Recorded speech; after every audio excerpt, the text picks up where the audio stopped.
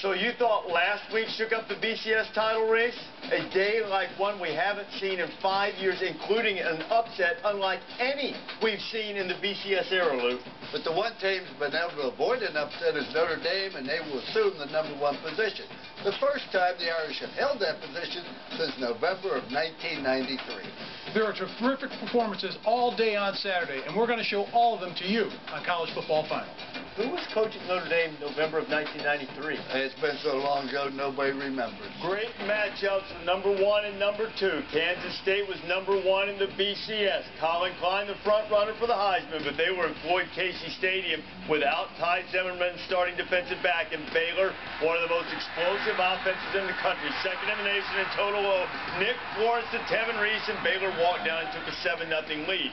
Florence, in a 14-7 game, finds Terrence Williams. They were cutting them to pieces, Mark. Outstanding job offensively. They were very aggressive in this game. The play-action pass here. Look at the job that the offensive line does with the receivers in the end zone. Crisscross, terrific job right there. The defensive backs couldn't get there. And you also see Dante Barnett, who was replacing Zimmerman, who had a little bit of trouble with his ankle. How about the Oregon transfer, Lake Seastrunk? Oh, he had a tremendous game. Just showed great quickness. But after he got hurt and came a substitute, you didn't notice much difference.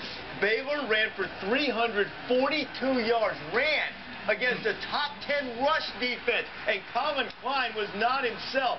Picked up by Sam Hall. His second interception. And Baylor takes over. First and goal at the 4.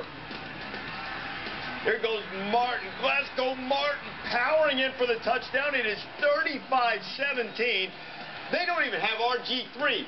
This play is the worst play call, worst decision, worst throw I've ever seen in that situation. Other than that, I thought it was a great idea. But didn't affect them. It intercepted at the goal. And they, you know what? That's the most important thing, Lou. It turned into a touchdown, but Baylor could have folded there, and they didn't. They came right back down and scored immediately. 38-24, and here goes Martin again. Fabulous job of blocking by the offensive line, and they're feeling it now. This Baylor offense, they're in tune. And how about the Baylor defense? Among the worst in the country, and another interception. Joe Williams gets that one. And on the very next play, Lake is going to take it to the ocean. He'd keep running. It's the only thing that would stop him. Nothing but turf and opportunity. And Lake Seastrunk is riding the wave. And Baylor knocks down Kansas State 52-24. First time the Bears have beaten a #1 team. Nick Florence proud. Man, I have no idea how this feels. We knew we were a good ball club. We haven't put it together. And tonight we did it. And that's the fact the locker room I won after every game. They took the fight to us, and we weren't, I didn't have them well enough prepared for it. I thought Baylor played as would be expected, played extremely well on offense. I know that we didn't handle the environment, as I said, and I'm not talking about just the environment here at Baylor.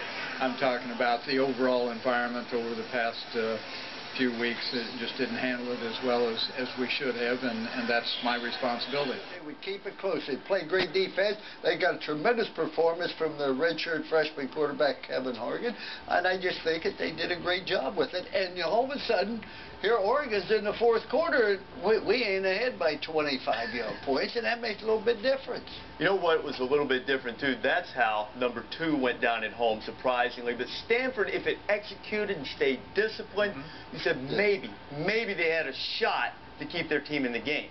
When you look at Baylor's defensive numbers, there is nothing to suggest that they ought to be able to slow down Kansas State. They were dead last, Lou, allowing almost 520 yards per game. And while they certainly gave up some yardage, this was a different Baylor defense. What was different about them? Well, they played physical. They played total defense. They had a great offense. They played a complete game. And you have to play and be very, very physical. Look at them control the line of scrimmage. See them get penetration. That means that the linebackers then can step up into the hole. Very good fundamentally. They come up in here. They're playing great pass defense. Whether it be man or zone, they mixed it up. That's why they got 3 different interceptions. Here you see him break on the ball, but let's also say this was not one of the better days of Kansas State. They had an awful lot of missed assignments, but the fact they controlled the line of scrimmage. Well, if you're going to play defense, you start by controlling the line of scrimmage. Alabama does it, Notre Dame does it. You stop the run, then you play well on 3rd down. I mean, this was a tremendous performance. It was. Coach, how about Phil Bennett, the defensive coordinator for Baylor, coming into this game? His job was to stop Collin Klein. If you stop Collin Klein and they're running an attack, you win the football game. And they were knocking him around. They sacked him a few times in this game. They just stuffed him on the run, 17 for 39 yards. I tell you, about 3 weeks ago, Phil Bennett's job was on the line. I know you always want to win, and Phil Bennett, we know great coach. Like and respect. Great coach. Tremendous coach. Probably a little bit lacking in talent on the defense. They played great tonight. There has to be a hint of bittersweet in it for Phil Bennett to knock out his longtime friend Bill Snyder, probably knock him out of a chance for a national championship, and who knows what could be Snyder's last chance for national championship. You don't feel that way. You're happy for your kids. I tell you, as a coach, you don't care about the other side. You're happy for your players. Think of the joy and the satisfaction, the pride that those Baylor players have. And you know where there was some joy and pride and jubilation and partying? South Bend, Indiana, Tuscaloosa, Alabama, Athens, Georgia, because here are the projected BCS standings.